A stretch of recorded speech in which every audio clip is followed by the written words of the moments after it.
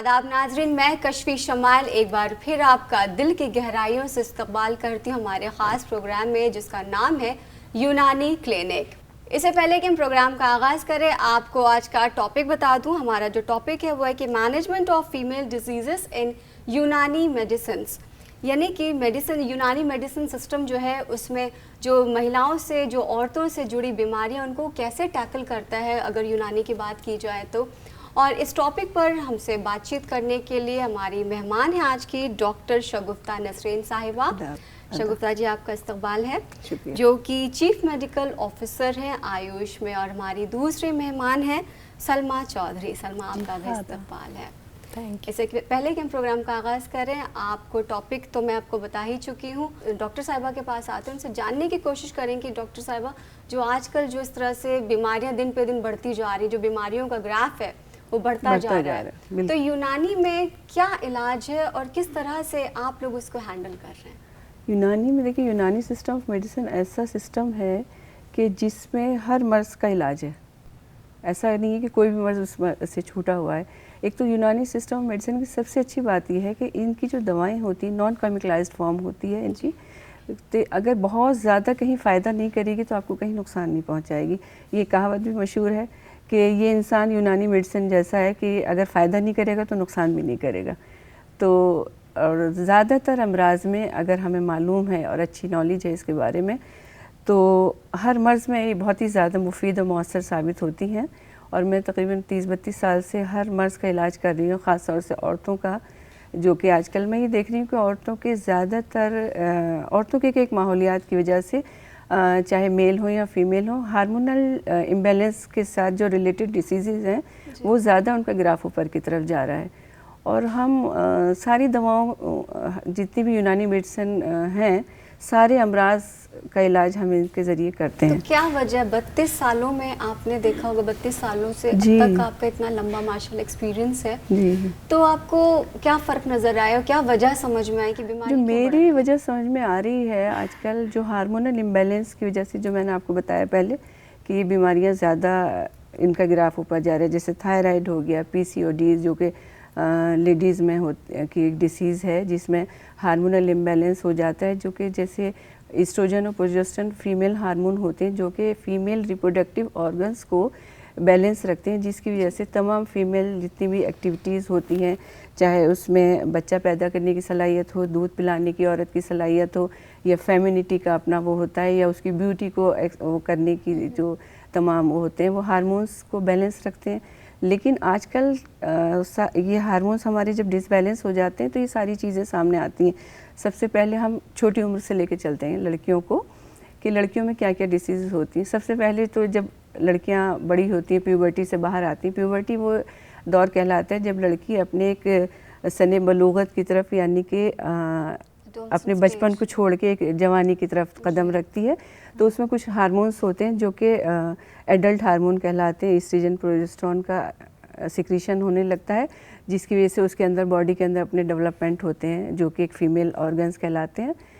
उसके साथ साथ उसमें सबसे पहले जो होता है मेंसेस का होता है, मेंसेस रेगुलर। अगर मेंसेस रेगुलर नहीं है तो एक एबनॉर्मलिटी औरत के अंदर। मेंसेस हर माह, हर लड़की को जो कि 12 से 14-16 साल की है, नॉर्मल तरीके से अपने आप सिक्रीट होते हैं हार्मोन, और ये सिस्टम में आ जाता है उसके अलावा उसके अंदर कुछ जगहों पे हेयर ग्रोथ ही, जो कि हेयर ग्रोथ मेल और फीमेल दोनों में होती है। और उसके अलावा अगर उसमें थोड़ा सा भी डिसबैलेंस होता है तो सबसे पहले उसके चेहरे पे, हर किसी को नहीं होता है लेकिन सबसे पहले उसका चेहरा ख़राब होने लगता है, दाने आ जाते हैं, जिसकी वजह से छोटी उम्र की लड़कियां बहुत परेशान हो जाती हैं, आती हैं, डॉक्टर साहब हमारी स्किन ख़राब हो रही है, डॉक्टर साहब ये धब्बा आ गया, डॉक्टर साहब ये, तो ये किस तरह। तो इसके लिए हम बहुत ही अच्छी उम्दा दवाएँ हैं, और स्किन डिसीज़ में यूनानी में बहुत ही मौसर दवाएँ हैं, बहुत ही कारगर दवाएँ होती हैं।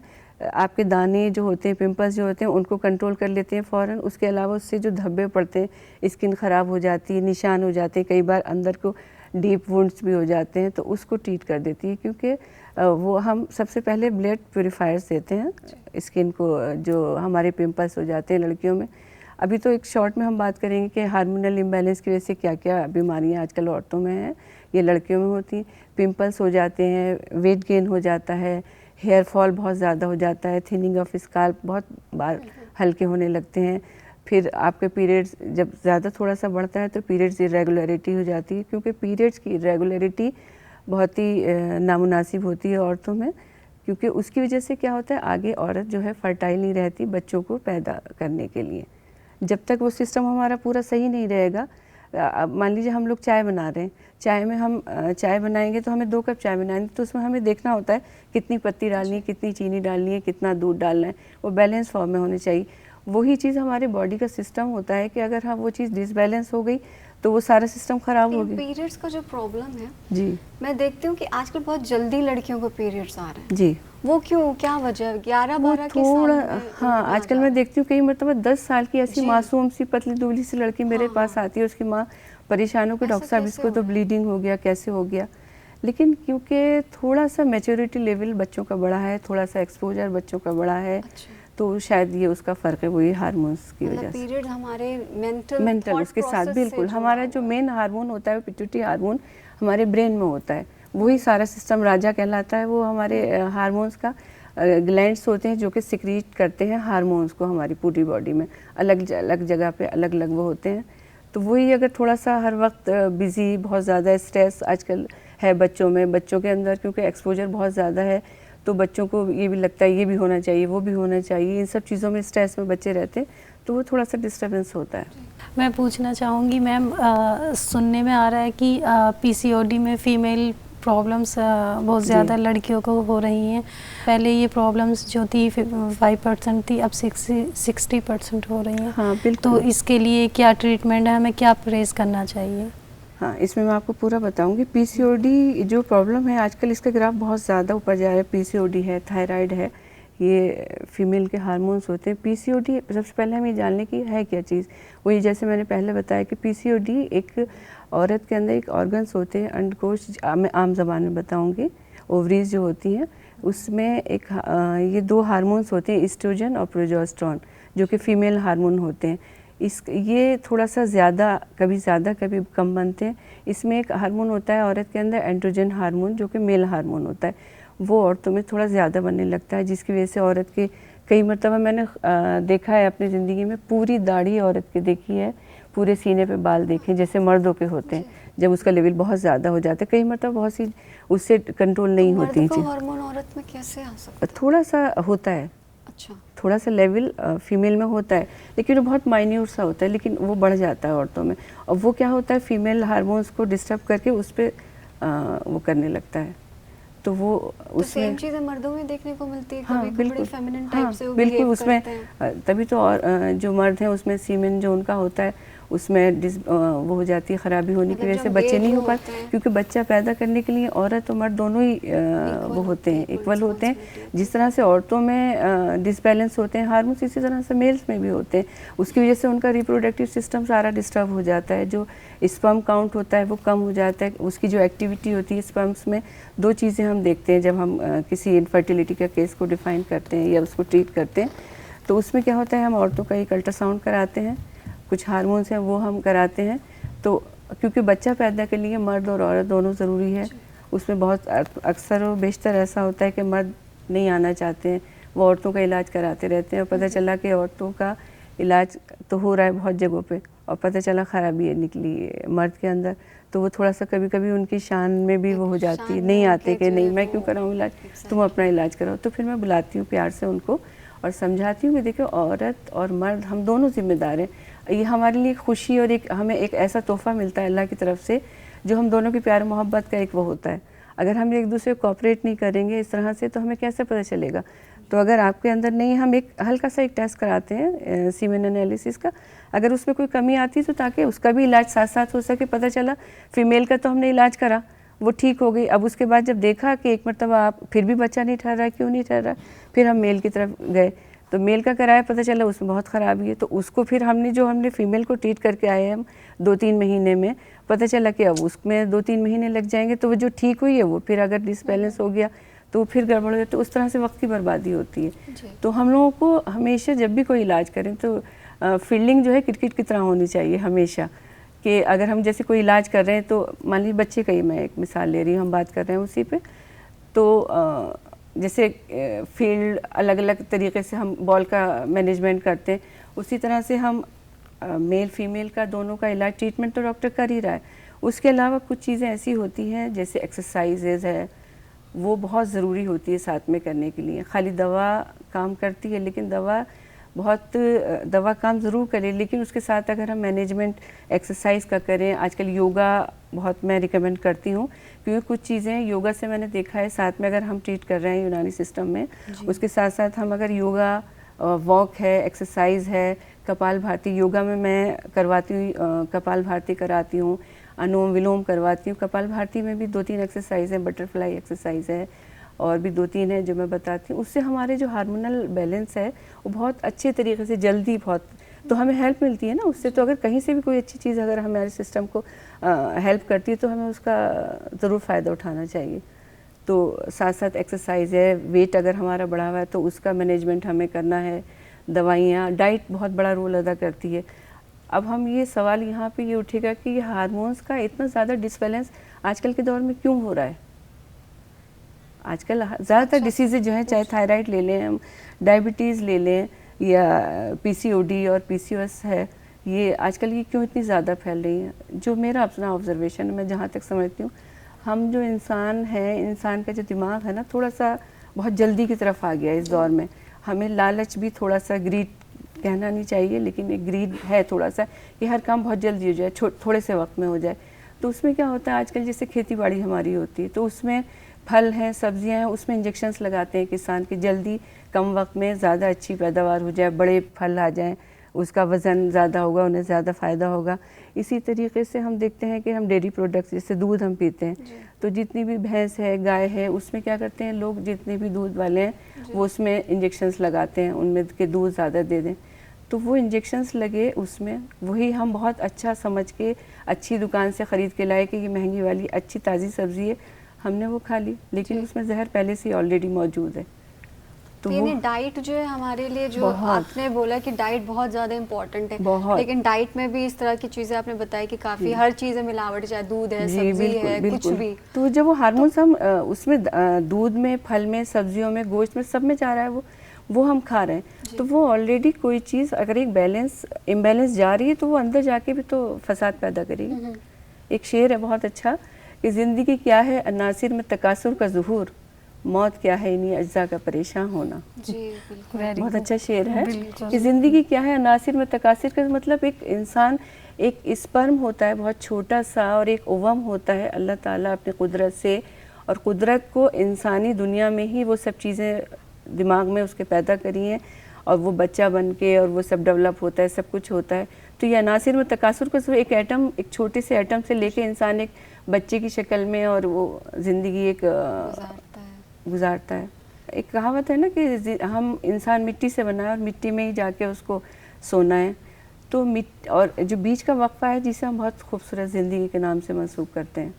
तो ये जो ज़िंदगी है, ज़िंदगी हम लोग अपने जल्दबाजी की वजह से, अपने लालच की ग्रीड की वजह से हम इस ज़िंदगी को अपना खुद वो कर रहे हैं, फिर हम परेशान होते हैं, भागते हैं डॉक्टर के पास। डॉक्टर के पास इलाज होता है लेकिन उससे ज़्यादा इलाज जो होता है हमारे खुद के पास होता है। कोशिश कर रहे हैं कि हम उस खुद को इलाज को, हम हेल्थ के इतने अखबारों में मैगजीन्स आते हैं, क्यों आते हैं हम लोगों को बताने के लिए, लेकिन हम लोग नहीं पढ़ते। हम सोचते हैं एक गोली खा लें, कैल्शियम की कमी हो रही है तो हम एक कैल्शियम खा लेंगे, क्यों हम अपनी ग़िज़ाओं से क्यों नहीं, क्योंकि हम जब ग़िज़ा खाते हैं तो वो हमारी बॉडी का, जब हम एक घूंट पानी भी पीते हैं ना तो हमारे यहाँ से सलाइवा जो है उसमें इतने एंजाइम्स होते हैं, उसको डाइजेस्ट करने का पूरा सिस्टम चल पड़ता है वो मशीन हमारी। तो यहाँ से हमने 32 मरतबा चबा के खाने के लिए क्यों कहते हैं, वो इसीलिए कि जब हम खाते हैं जितनी बार हम दांत को ऐसे करेंगे उतनी मरतबा वो जो सलाइवा है सिक्रीट होगा तो वो उसमें शामिल होगा। दांत का काम पीसना है, हम पीसते नहीं दांत में, हमने 2-3 नवाले चबाए और नीचे अंदर कर दिया। तो हमारा स्टमक का काम उसको थोड़ा सा मिक्स करना होता है, ना कि चबाना। हम उससे डबल काम ले, पता चला डॉक्टर साहब बहुत गैस बन रही है, डॉक्टर साहब बहुत परेशान हूँ, वो नहीं हो रहा। तो हम का कैसे इलाज है यूनानी में? खैर यूनानी में तो हर चीज़ का इलाज, यूनानी में हर गैस का तो बहुत ही बेहतरीन इलाज है। और आधे अमराज गैस की वजह से हो जाते हैं, घबराहट, खफकान और जो बहुत सारी और चीज़ें होती हैं वो गैस की वजह से होती हैं। अब कब्ज़ की शिकायत होती है, लोग कहते हैं गैस, डॉक्टर साहब बहुत परेशान हूँ, क्यों? आप ही देखिए कि घर में एक आटा आप गूंद के रख दीजिए और उसको ढक के रख दीजिए 2 दिन के लिए, आप जब खोलेंगे उसमें कितनी गैस और स्मेल और ख़राब बदबू आएगी उसमें। तो वही चीज़ हमारे पेट में, हमें 3 दिन से आप इजाबत नहीं करी, आप मोशन नहीं गए, तो वो हमारे पेट में अंदर सब कुछ गड़बड़ हो रहा है, वो उसकी वजह से गैसेस हो रही हैं। अब जब गैसेस होती हैं तो वो आते हैं और मैदा जो होता है वो उसको फुला देता है, क्योंकि एक बैलोनिक वो होता है ये सारा सिस्टम, उसको फुला के उस पर दबाव पड़ता है, फिर दिल पे भी, कोई कह रहा है दिल की बीमारी हो गई, कोई कुछ कह रहा है, कोई कुछ कह रहा है, आप परेशान हैं, आपको नींद नहीं आ रही, आप घबरा रहे हैं, और कुछ भी नहीं होता, आपका पेट साफ हो जाए, आपका सब कुछ ठीक हो जाता है। मैं अब आपसे एक और अगला सवाल करना चाहूँगी कि आजकल का जो लाइफस्टाइल है और आजकल का जो यूथ है, जैसा आपने बताया कि हमें सब कुछ जल्दी जल्दी चाहिए होता है, हम भाग रहे होते हैं ज़िंदगी की रफ्तार में, तो एक तरह से जो यूथ की जो बात है, यूथ का जो प्रॉब्लम है वो मेजर प्रॉब्लम है डिप्रेशन, साइकोलॉजिकल प्रॉब्लम। तो यूनानी मेडिसिन में साइकोलॉजिकल प्रॉब्लम का या डिप्रेशन है, एंजाइटी है, बिल्कुल, इसका क्या इलाज है और यूथ इससे कैसे अपने आप को इस बीमारी से निकाले? हमारा सबसे पहले मैं यूथ से ही कहना चाहूँ, यूथ ने अपने आप को एक मोबाइल के और कंप्यूटर के अंदर कैद कर लिया है जी। हम कैदी हो गए, हम एक समाजी सिस्टम से हटते जा रहे हैं, एक सोशल लाइफ से हटते जा रहे हैं आजकल यंग जनरेशन जो होती। हालांकि डिप्रेशन, एंजाइटी पहले भी होता रहा है और होता रहता है, लेकिन अभी बढ़ गया है, यंगस्टर्स में बहुत ज़्यादा आ रहा है, क्योंकि यंगस्टर्स जब तक हम किसी से मिलते नहीं, बात नहीं करते, तो आपका आउटस्पर्ट ज़रूरी होता है, आपका बात करके आपके अंदर जो दिमाग में बहुत सी चीज़ें चल रही होती उसका बाहर निकलना बहुत ज़रूरी होता है। आप देखिए, आपका बहुत मूड ख़राब है, आपकी पसंद की कोई पसंदीदा दोस्त आ गई या कोई आपके पसंद का इंसान आपको मिला, आपने उससे बात करी, आप एकदम खुश हो जाएंगे और बिल्कुल एक अच्छा मूड हो जाता है। ये एक तरह से रिलीवर्स होते हैं जी। आप बात कर रहे हैं किसी से, तो एक तो सबसे पहले सोशल लाइफ थोड़ी सी ज़रूरी होती है, इस चीज़ से हम कैद से अपने आप को बाहर निकालें। दूसरा, एक जो एनवायरनमेंट है, थोड़ा सा हम बिल्कुल अपने बंद कमरों में बिल्कुल कैद होके रह गए, ताज़ी हवा ज़रूरी होती है। फिर कुछ खान पानी का जो मैंने आपको बताया कि उसका इफ़ेक्ट है सारा, तो इन सब, और सबसे जो यूथ में जो मैं देख रही हूँ आजकल जो स्लीप है, हम लोग एंटी क्लॉकवाइज हैं, ये सिस्टम को सबसे ज़्यादा ख़राब करने वाली चीज़ है। आपको क्लॉकवाइज अगर आप रहेंगे, आप रह के देखिए एक मरतबा, क्लॉकवाइज अगर रात को आप मगरिब के पहले हर मज़हब में, और पहले जो हमारा पुराना सिस्टम है आपने देखा होगा, सुबह 9 बजे 9 बजे तक खाना खा लिया, नाश्ता कर लिया, उसके बाद बीच में कुछ नहीं लिया, शाम में जब सूरज ढलने वाला होता था हम लोगों ने खाना खा लिया। हमें 7 और 8 बजे के बीच में हर हाल में खाना खा लेना चाहिए। उसके बाद क्या होता है, 3-4 घंटे खाना अपना डाइजेस्ट करने में लेता है, बाद में फिर वो वॉलंटरी होता है, वो अपने आप चलता रहता है। तो उसके बाद हमारी बॉडी को, जैसे हम अपनी कार भी इस्तेमाल करते हैं या कोई और कपड़े इस्तेमाल करते हैं तो वो भी ख़राब होते हैं ना, तो बॉडी को भी हमारा रिलैक्स चाहिए, इतना काम करती है हमारी बॉडी पूरे दिन। तो उसका रिपेयरिंग सिस्टम जो होता है जब हम सो जाते हैं और वक्त पे सोते हैं, ये नहीं कि आप दोपहर में सो रहे हैं, सुबह मतलब 12 बजे उठ रहे हैं और रात को 3 बजे सो रहे हैं, तो वो पूरा सिस्टम आपका ख़राब हो जाता है। जब चांद वाला वो होता है तो आपको सोना ही सोना है। जैसे आपने बताया कि हमें 32 बार चबा के खाना चाहिए, तो लोगों के पास आजकल टाइम नहीं होता, तो 5-6 बार चबा के खा लेते हैं, तो उसके लिए मतलब आप हमें कुछ गाइड कर दीजिए। देखिए, एक बात में सबसे पहले आपने कहा कि लोगों के पास टाइम नहीं है खाने के लिए, हम चबा नहीं पा रहे। सेहत की कोई कीमत नहीं होती और सेहत का कभी कोई साथी नहीं होगा, ये याद रखिएगा। अगर आप बीमार हो गई, चाहे आपकी माँ या आपका शौहर या आपकी बहन आपसे कितना भी प्यार करती है, तो वो आपकी उस तकलीफ़ को दूर नहीं कर सकती, चाहे वो आपके पेट में दर्द ही क्यों ना हो। बिल्कुल, है ना, इसका तो ख्याल वो तो हमें उसका ख्याल हमें खुद रखना है। और हम ख्याल कब रखना शुरू करते हैं, यंग एज में हमें लगता ही नहीं है, क्योंकि कुछ ऐसा ख़राब नहीं होता, जनरेटिव उसमें हम होते हैं, डिजनरेटिव उसमें नहीं आते, तो उसमें हम अपना ख्याल रखते ही नहीं इस चीज़ को, अरे खाना है, भागना है, दौड़ना है, जल्दी जल्दी खाना है, ख़त्म करना है। बिल्कुल नहीं रखते। हम जब ख्याल रखते हैं, जब हमें कोई 30-35 साल 40 साल के उसमें आते हैं, तब हमें लगता है अरे वॉक भी बहुत ज़रूरी है, अरे खाना भी बहुत ज़रूरी है, लाइफ भी बहुत डिसिप्लिन, जब तक हम अपने आप को थोड़ा सा सिस्टम को ख़राब कर चुके होते हैं थोड़ा सा। बिल्कुल। तो हमें इस तरह के प्रोग्राम, बड़ी खुशी है मुझे कि आज मैं यूनानी क्लिनिक में ये बात कहने के मुझे सब मौके मिल रहे हैं कि हम अपनी यंग एज से ही ऐसे हेल्दी प्रोग्राम्स बहुत होने भी चाहिए और होने चाहिए और उन्हें हमें देखना चाहिए, उनसे हमें मुस्तफ़ीद होना चाहिए, फ़ायदा उठाना चाहिए, सिस्टम में कैसे आना चाहिए, डिसिप्लिन कैसे लाइफ रहे। अगर हम डिसिप्लिन होते हैं तो हमें और भी बहुत सारी चीज़ें हमारे लिए बहुत अच्छी हो जाती। बिल्कुल। अब मैं आपसे जानना चाहूँगी कि थायराइड की भी एक बहुत ही सीरियस प्रॉब्लम खवातीन में देखने को मिल रही है, मेजर इशू है आजकल, चाहे मैरिड हो अनमैरिड हो सबको ये प्रॉब्लम हो रही है। तो थायराइड का क्या इलाज है यूनानी से अगर जोड़ के देखा जाए तो? हाँ, थायराइड में भी बहुत है इलाज, लेकिन बहुत अभी थायराइड का इलाज यूनानी सिस्टम के ज़रिए लोग कम कर रहे हैं, क्योंकि ये चीज़ें अभी आहिस्ता आहिस्ता इस पर रिसर्च होकर चीज़ें सामने आ रही हैं। लेकिन एक बहुत मामूली सा है। थायराइड में भी क्या होता है, वही हार्मोनल इम्बैलेंस वाली बात है, एक कम वाला होता है, एक ज़्यादा वाला होता है, उसके अलग अलग अवारिज़ आते हैं, वही वेट बढ़ जाना और पीरियड की रेगुलरिटी, आपको बदन में दर्द होने लगता है, लेजीनेस होने लगती है, हेयर ग्रोथ भी थोड़ी थोड़ी होती है। तो उसके लिए एक सूखा धनिया होता है जो हमारे घरों में किचन में होता है, तो इसको एक सूखे धनिया को एक टेबल स्पून जो होता है, आप रात को एक गिलास गर्म पानी में भिगोई, और ये मैं अपना तजुर्बा बता रही हूँ, मैंने बहुत सारी लेडीज़ को कराया है और उससे फ़र्क पड़ा है बहुत। एक बहुत ही मामूली सी चीज़ है एक सूखा धनिया जो हम लोग यखनी में इस्तेमाल करते हैं। रात को एक गिलास तेज़ गर्म पानी में उस सूखे धनिया को आप भिगो दीजिए, पूरी रात भीगा रहेगा, उसको चला के सुबह छान के उस पानी को आप पी जाइए, 40 डेज़ आप पीजिए पूरा, और उसको आप टेस्ट कराइए, फिर इंशाल्लाह ज़रूर उसका फ़र्क पड़ता है उससे। उसमें चाहें तो थोड़ी सी हल्दी भी डाल सकते हैं, थोड़ी सी सिनेमन भी डाल सकते हैं, वो आपके वेट को भी, सिनेमन जो होता है वो आपके वेट को भी, क्योंकि चर्बी को पिघलाने के लिए सबसे बेहतरीन दवा है जो हमारी यूनानी मेडिसिन में जवारिश बिस्वासा के नाम से आती है। ये पेट पे जो चर्बी होती है, और वैसे भी जो हमारे लीवर में फैटी लीवर होने की वजह से चर्बी आ जाती है, जो कि हमारे लिए बहुत ही नुकसानदेह होती है, वो चर्बी हमारे हार्ट की नालियों को वो कर देती है, ब्लॉक कर देती है। तो सिनेमन डालिए तो सारी चीज़ों में फ़ायदा और ज़्यादा हो जाता है।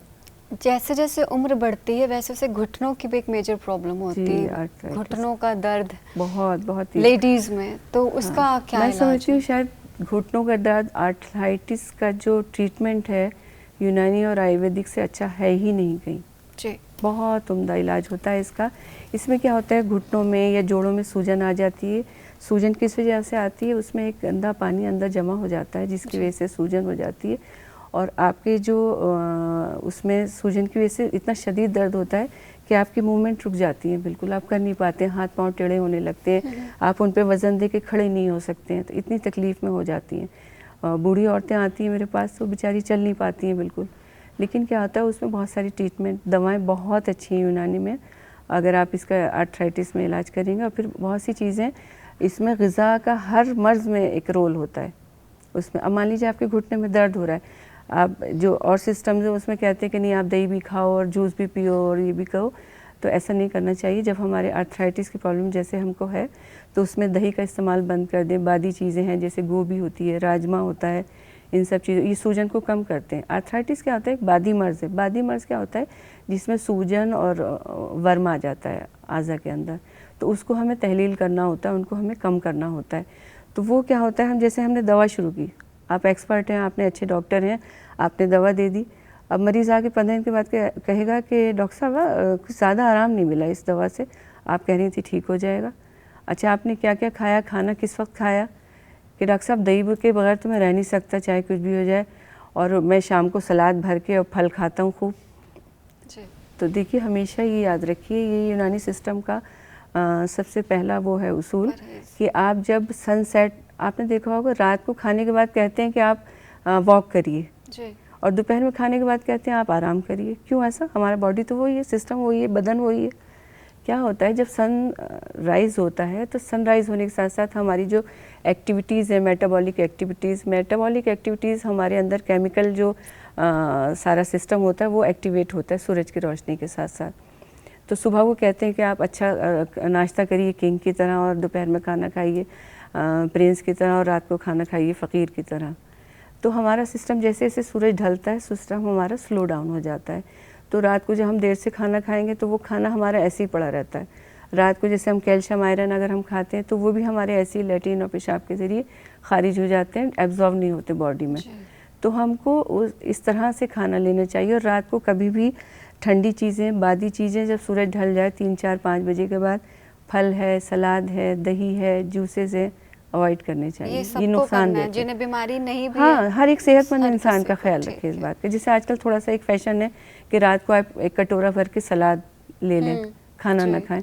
आप कोई भी वो ले लें, आप सूप ले लें, आप दाल ले लें, सब्जियों का सूप की फॉर्म में ले लें, लेकिन गर्म चीज़ होनी चाहिए, ठंडी ना लें, वो आपके सिस्टम अंदर जाके नुकसान पहुंचाती है। बलगमी जो फ्लेम होता है वो आप पे हावी हो जाता है अंदरूनी तौर पे, क्योंकि 4 चीज़ें होती हैं हमारी बॉडी को बनाने और चलाने के लिए। बलगम होता है जिसको हम फ्लेम कहते हैं, ब्लड होता है, बाइल होता है और एक सौदा होता है। आप कैसे मैनेज करती जो फीमेल डिजीज़ेस को मैनेजमेंट से जो अगर जोड़ के देखा जाए तो मैनेजमेंट का क्या रोल है? कि हम कहेंगे मैनेजमेंट हर चीज़ में होना चाहिए। अब हम किसी डिसीज़ को ट्रीट कर रहे हैं तो उसको किस तरह से मैनेज करेंगे। सबसे पहले तो एक मरीज़ आया बहुत ही तकलीफ़ के साथ कि डॉक्टर साहब मेरे कमर से चला नहीं जाता बिल्कुल और मैं बिल्कुल उठ बैठ नहीं पाती। ओके जी। तो उसके लिए हम क्या करेंगे, पहले हमने दवा दी, हम डॉक्टर हैं, हमने दवा दे दी, लेकिन अच्छा डॉक्टर वो होता है कि उसको पूरे तरीके से मैनेज करे, उसको डाइट का पूरा सिस्टम बताए कि क्या खाना है क्या नहीं खाना है, उसको एक्सरसाइज जो उसमें बेनिफिशियल हो, हर एक्सरसाइज हर उसमें बेनिफिशियल नहीं होती है, वो उसको बताए। बहुत सी चीज़ें जैसे एक डिसिप्लिन लाइफ के बारे में बताए, ये मैनेजमेंट होता है मेन। और बाकी तो आप डॉक्टर हैं तो दवा तो आपको मालूम ही है। तो मैम मैं आपसे जानना चाहूँगी कि आप जो इस प्रोग्राम के ज़रिए यूथ को और ख़ासकर फीमेल्स को जी, जो यूथ फीमेल्स उनको क्या मैसेज देना चाहेंगे हेल्थ से रिलेटेड? देखिए मैं यूथ को सबसे पहले ये कहना चाहूँगी कि एक तो क्लॉकवाइज रहिए, ये बहुत ही इम्पॉर्टेंट पार्ट है आपकी लाइफ का। आपको तमाम चीज़ों को, आपके तमाम हार्मोन्स को बैलेंस करने का, आपको हेल्दी रखने का। दूसरा, आप डाइट का बहुत ध्यान रखें, तरीके से खाएं, हेल्दी खाएं। और दूसरा एक्सरसाइज करें, वॉक करें, ये सब चीज़ें हैं बस। डॉक्टर शगुफ्ता बहुत बहुत शुक्रिया आपका कि आपने अपना कीमती वक्त दिया और इतने सारे सवालों के जवाब दिए। डॉक्टर सलमा आपका भी बहुत बहुत जी शुक्रिया आप लोगों का, आपने हमें यहाँ बुलाया, लोगों तक ये बात पहुँचाई, तो इसके लिए थैंक यू वंस अगेन। आप देख रहे थे यूनानी क्लिनिक और हमें यकीन है कि आपके अंदर के जो सवालात होंगे उनके आपको जवाब मिल गए होंगे। फ़िलहाल मुझे और मेरी पूरी टीम को दीजिए इजाज़त, अगले हफ्ते फिर आऊँगी किसी नई बीमारी के इलाज के साथ डॉक्टर को लेकर के। अल्लाह हाफिज़।